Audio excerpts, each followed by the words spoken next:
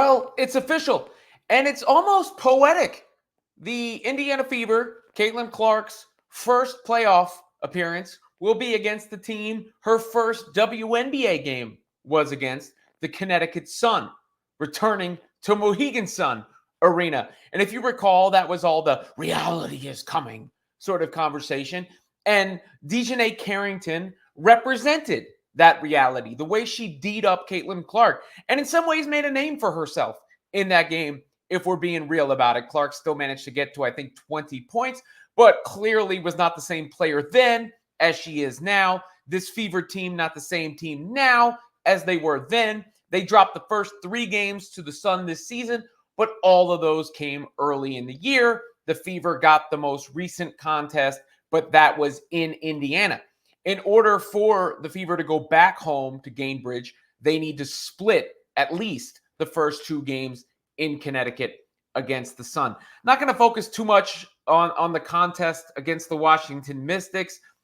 Fever lose that by a point, but clearly minutes were being limited in the game. Caitlin Clark only played 19 minutes. The scare came early. Kelsey Mitchell was hobbled, and that's the thing that makes you go, but she did return to the bench. As you can see here, Kelsey was on the bench for the Fever apparently could have returned to the game. She looked no worse for wear there.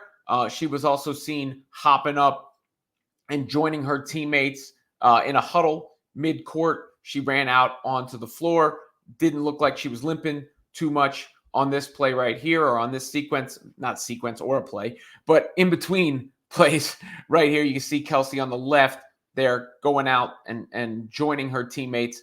So she's got the warm-up on. It appears that Kelsey Mitchell is okay, which is obviously a huge sigh of relief for any fan of the Indiana Fever or basketball in general. Kelsey Mitchell has been electric all season long. That backcourt with her and Clark, the most dangerous in the league, and the Fever absolutely need Kelsey in order to beat the Sun. Now, the Sun are a tough-minded, physical, defensive team. If you remember that last game, Alyssa Thomas floored Caitlin Clark with a screen.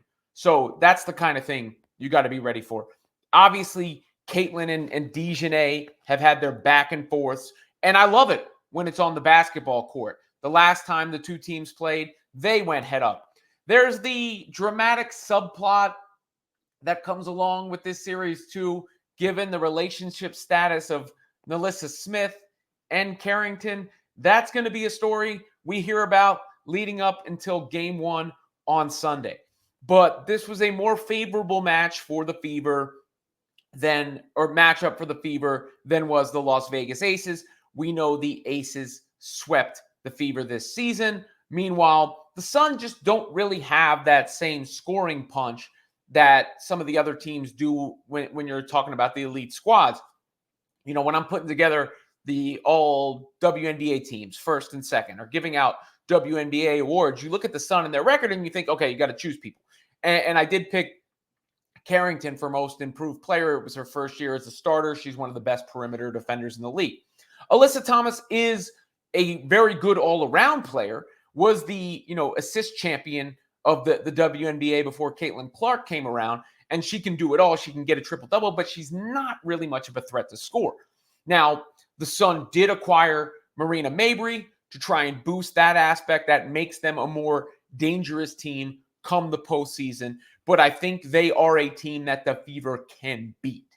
That's not to say that Indiana will win the series, but it is a team that the Fever can beat. As far as the season as a whole, really is incredible. That reality is coming. We referenced to the reality of the Fever being a show that everybody enjoys watching, and the reality of Caitlin Clark getting herself into the MVP conversation, something she talked about before the game and kind of reflected on her entire season. So they vote 1, 2, 3, 4, 5. And what does that mean to you to know that there are journalists who cover this league day in and day out who believe you are one of the top 5 for the MVP award? is definitely cool. I think especially where I started the year and then was able to kind of figure it out as we go. And now entering game 40, like it feels night and day from where I started. And, I'm proud of myself in that regard. I think I've learned a lot and I've had to learn without really much time to practice or have an off season to implement things that I want to implement. And having to learn, a new scheme and new teammates and new coaches. So, trying to balance that all at once has definitely been difficult. But once we kind of found our groove, I think, my teammates have allowed me to be myself, and that's what's kind of brought us some success. But it's definitely special. But I think one of the biggest things for myself is like I've tried to keep basketball the main thing, and just to enjoy it and play fun, or play and have fun, play free. I think that's when I'm really at my best. But at the same time, like you don't get caught up in all of that. That kind of just comes with how you perform on the floor. So it's definitely a cool honor. People that have been in the basketball world and the WNBA space for a really long time to think of you in that way. But at the same time, I feel like there's just so much room for me to improve. And obviously, we have big goals in the playoffs entering that here in our last regular season game. I still feel like there's a lot more for us that we can achieve and still, exceed some expectations that people have for us. So I think more than anything that can get us further as an organization. So I think that's it's been cool for myself in this first year is just, approaching every single day. Like, it's new, it's fresh. I think early on, that was the best thing about us, was just our energy. Like it never was flat. We came in and we got better, and we knew that the tide was going to turn for us, and it certainly did. Clark always with a great perspective. As I said earlier, I think she's the face of basketball now, period. Not just the WNBA, not just the Indiana Fever, the face of basketball. When you see that the WNBA ratings approach the NBA ratings this year, it's really wild to think about. But you also see her mentality where she ain't satisfied with just making the playoffs. That was the goal for the Fever, and it made sense. I mean, they had the number one pick in the draft. They were in the playoffs for the first time since 2016. So it made sense that their initial goal was simply to qualify for the postseason.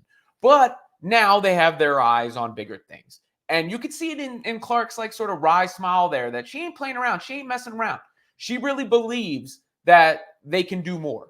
And as I've said with this team, I think they could be eliminated by Connecticut.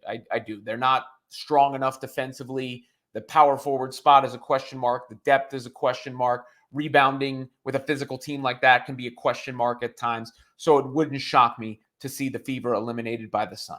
At the same time, I put no ceilings on this Indiana Fever team, and they are explosive enough to hang with anybody, especially a team that really can't match them blow for blow offensively.